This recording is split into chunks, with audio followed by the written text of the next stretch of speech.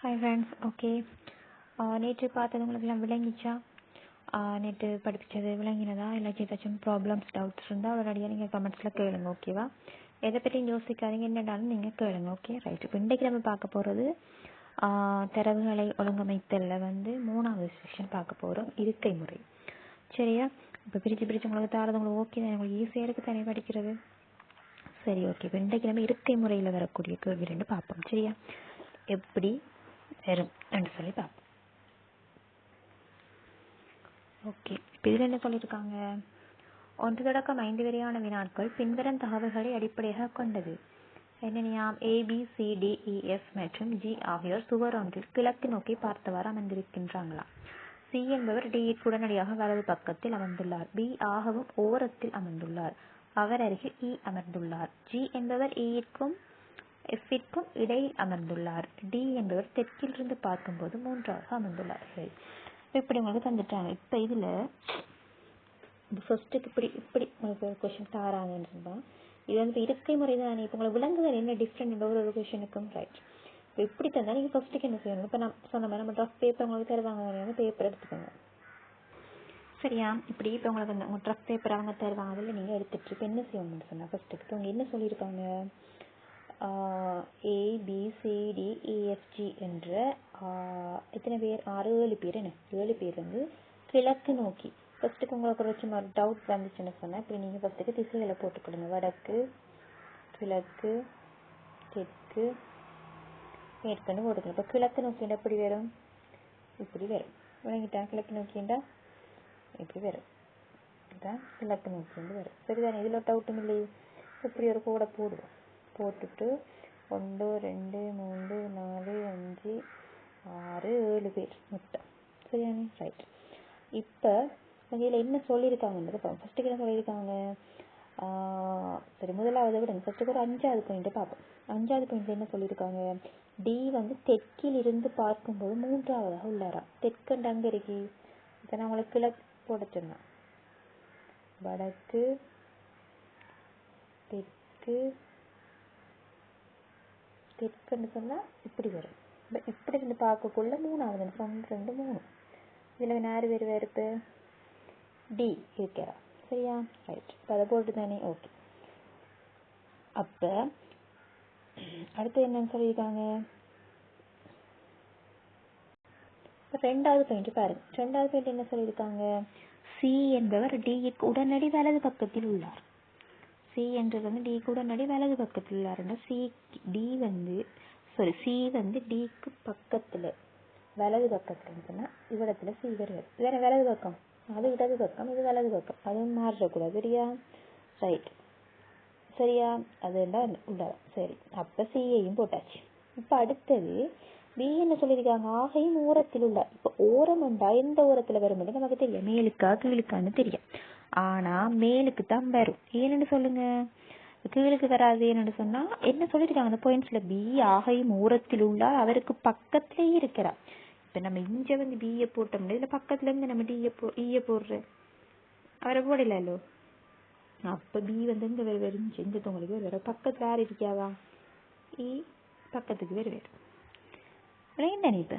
சரி, இப்போ நம்ம ஈயையும் போட்டாச்சு, பியையும் போட்டாச்சு. சரிதானே? ரைட். இப்போ இன்னொரு விஷயம் என்ன சொல்லியிருக்காங்கன்னு சொன்னால் G என்றால் ஈக்கும் எஃப்க்கும் இடையில் இருக்கிறார். 6ஆம் G. அப்போ ஈக்கும் எஃப்க்கும் இடையில அப்போ ஈக்கு பக்கத்தில் G வருவார், இங்கே எஃப் வேறு. இப்போ யார் மிஞ்சிருக்காரு? ஏ மிஞ்சிருக்காரு. அப்போ ஏ இங்கே போட்டோம்னா சரி. சரிதானே? A B C D E F G இந்த 7 பேர் தான் இப்போ சொன்னாங்க. இதில் first A C D F G E B ரெண்டு பேர் வாங்க. விளையாடுதானே? இப்போ எல்லாம் ஓகே உங்களுக்கு. சரிதானே? சரி. இப்போ A கீழே இருக்கிறது, அவரை கடைசியாக இருக்கிற கீழே போட்டோம்னா சரி. ரைட். இப்போ என்ன கொஷின் கேட்டிருக்காங்கன்னு பார்ப்போம். இப்போ இது ஈஸியாக விளங்கிட்டா உங்களுக்கு? விளங்கிட்டுதானே? ரைட். இப்போ உங்களுக்கு திசைகள் அப்படி கேட்குறாங்க என்று சொன்னால் திசை கேட்கக்கூட திசையை போட்டுக்குங்க. திசையை அப்படி 4 திசையை போட்டுட்டு பார்த்தீங்கன்னா உங்களுக்கு ஈஸியாக விளங்கும். சரியா? இப்போ கொஷினை பார்ப்போம். ஈக்கு உடனடியாக வலது பக்கத்தில் அமர்ந்திருப்பவர் யார்? ஈக்கு உடனடியாக வலது பக்கத்தில் அமர்ந்திருப்பவர் யார்? ஈக்கு உடனடியாக வலது பக்கத்தில் யார் அமர்ந்திருக்காங்க? ஜி. அப்ப எத்தனையாவது விட வரும்? 4வது வரும். இரு ஓரங்களில் அமர்ந்துள்ள இருவரும் யார்? அங்க மேலுக்கு ஓரத்துல பி இருக்காரு, கீழுக்கு ஓரத்துல ஏ இருக்காரு. அப்ப ஏயும் பியும் வருவாங்க. சரியா? ரைட்.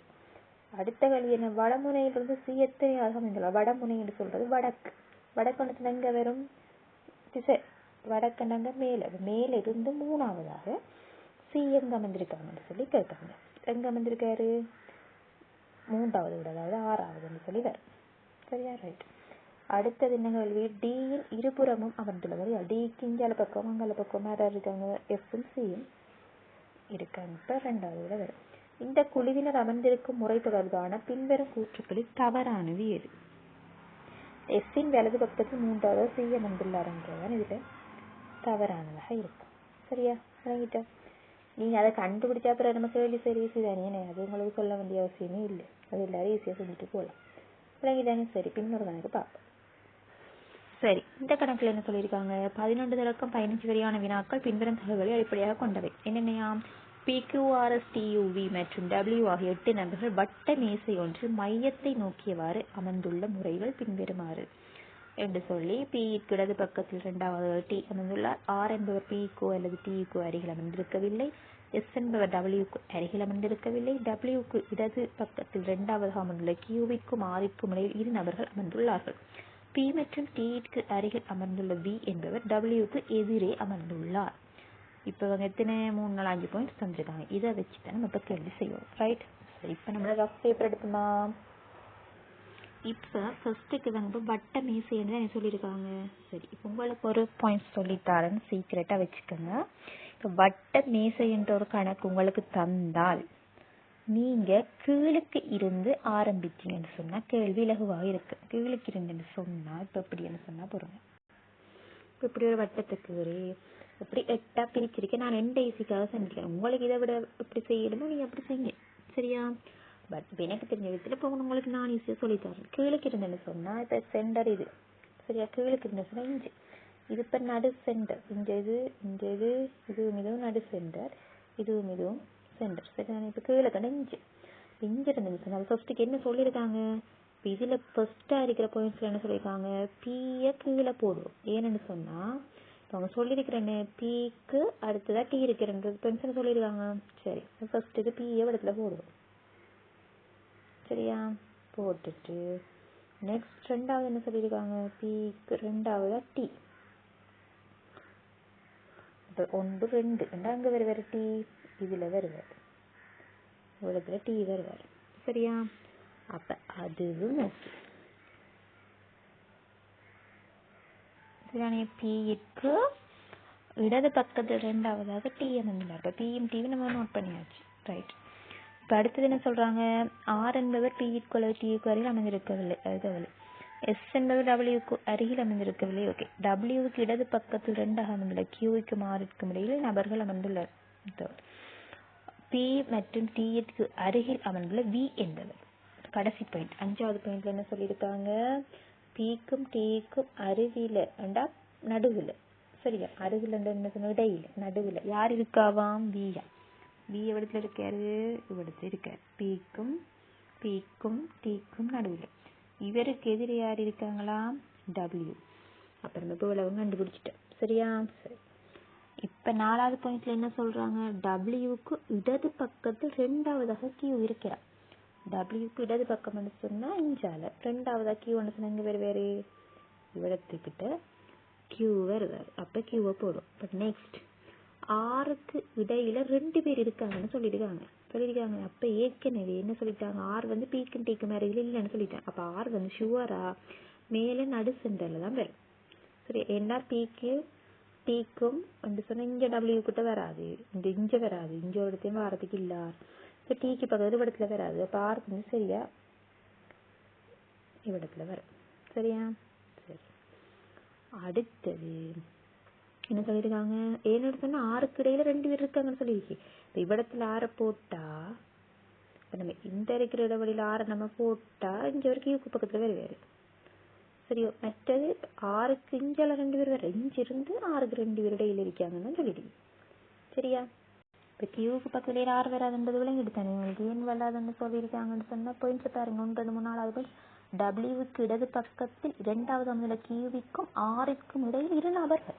அவடத்துல 6 வந்து 2 நபர்கள் வராது. கியூக்கும் ஆறுக்கும் இடையில எப்படி வரும்? வராது. கியூக்கும் ஆறுக்கும் இடையில 2 நபர்கள் சொன்னா 6 வந்து இங்கே வரும் ஷூரா. அது விளங்கிட்டு தானே? சரி, ஓகே. சரி, இப்போ அடுத்து என்ன சொல்லியிருக்காங்க? இப்போ எஸ் வந்து டபிள்யூக்கு பக்கத்தில் இல்லைன்னு தாங்க. அப்போ டபிள்யூக்கு பக்கத்தில் எஸ் வந்து இங்கே எஸ் வராது. இவ்விடத்துல ஒன்றும் இல்லை. சரியா? என்ன வலிக்கல? இவ்விடத்துல டபிள்யூக்கு பக்கத்துல இப்போ ஒன்றும் இல்லை. எஸ் வராதுன்னு சொன்னால் எஸ் வந்து சரியா இங்கே தான் வரும். எங்கே வருவார் எஸ் வந்து? அவிடத்து எஸ் வருவார். அப்போ மிஞ்சிருக்கிற ஆள் எழுத்தாரு யூ. அப்போ யூ வந்து இங்கே வருவார். ரைட். இப்போ எல்லாம் கண்டுபிடிச்சிட்டோமா? இப்போ ஓகேவா?